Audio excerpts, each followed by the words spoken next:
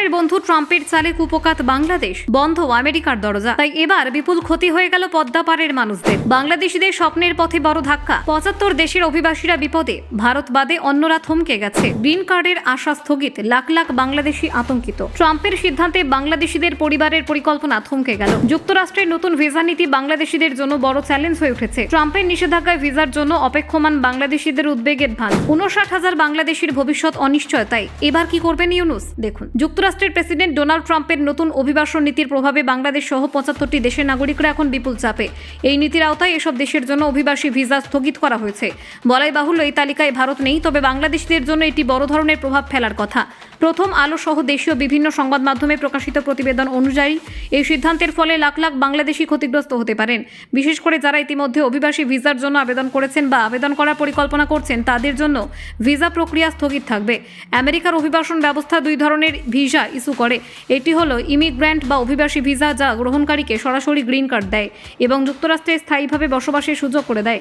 অন্যটি হলো নন immigrant visa, যা স্বল্পমেয়াদী ভ্রমণ বা কাজ, শিক্ষার জন্য দেওয়া হয়। ট্রাম্পের নতুন সিদ্ধান্তে মূলত অভিবাসী ভিসা স্থগিত করা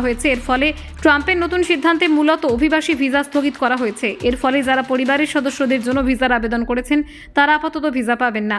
নতুন আবেদন করা হলেও তাদের আবেদন প্রক্রিয়ায় কোনো অগ্রগতি হবে না। পর্যটক বা স্বল্পমেয়াদী ভিসাধারীরা এই নিষেধাজ্ঞার আওতায় পড়বেন না। তাই শিক্ষার্থী, পর্যটক বা অস্থায়ী কাজের জন্য যারা ভিসা নিয়েছেন, তারা এখনও যুক্তরাষ্ট্রে প্রবেশ করতে পারবেন। বাংলাদেশের নাগরিকদের জন্য ২০২৩ অর্থ বছরে মোট প্রায় ৫৯,২৫৪টি মার্কিন ভিসা ইস্যু করা হয়েছে। এর মধ্যে ৪৪,৬৭৪টি ছিল নন ইমিগ্র্যান্ট ভিসা এবং ১৪,৫৮০টি ইমিগ্র্যান্ট ভিসা। ফলে ট্রাম্পের সিদ্ধান্তে সবচেয়ে বড় প্রভাব পড়ছে ইমিগ্র্যান্ট ভিসাধারীদের ওপর। বিশেষজ্ঞরা বলছেন, এই সিদ্ধান্ত শুধুমাত্র বাংলাদেশ নয়, মধ্যপ্রাচ্য, আফ্রিকার অনেক দেশের নাগরিকদের ওপর প্রভাব ফেলবে। এটি আন্তর্জাতিক অভিবাসন নীতিতে একটি বড় পরিবর্তন হিসেবে ধরা হচ্ছে। বাংলাদেশের মানুষদের মধ্যে উদ্বেগের মাত্রা বাড়ছে, কারণ অনেকেই দীর্ঘদিনের পারিবারিক পরিকল্পনা ও পেশাগত সুযোগের জন্য ভিসার ওপর নির্ভরশীল। এই স্থগিতাদেশ তাদের স্বপ্ন পরিকল্পনায় বড় ধরনের প্রভাব ফেলতে পারে। যুক্তরাষ্ট্রে পড়াশোনা করতে যাওয়া ছাত্রছাত্রী এবং কর্মীও এই নীতির কারণে সমস্যায় পড়বেন। নন ইমিগ্র্যান্ট ভিসা থাকলেও পরিবারকে সঙ্গে নিয়ে যাওয়া স্থায়ী বসবাসের সুযোগ এখন বন্ধ। বাংলাদেশের অভিবাসী সমিতি এবং পরামর্শকরা ইতিমধ্যে প্রবাসীদের সতর্ক করেছেন।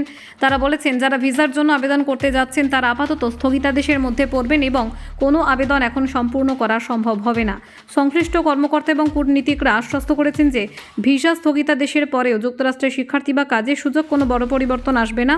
তবে পারিবারিক বা স্থায়ী বসবাসের ক্ষেত্রে এখন ঝুঁকি বেড়েছে।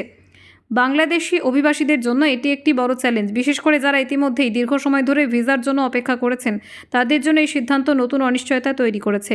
বিশেষজ্ঞরা মনে করছেন, এই নীতির ফলে বিদেশে শিক্ষার্থী এবং কর্মী পাঠানোর ক্ষেত্রে বাংলাদেশ সরকারকে নতুন কৌশল এবং পরামর্শ দিতে হতে পারে। এছাড়া আবেদনকারীদের সচেতন করা এবং সম্ভাব্য বিকল্প পথ খুঁজে বের করা জরুরি।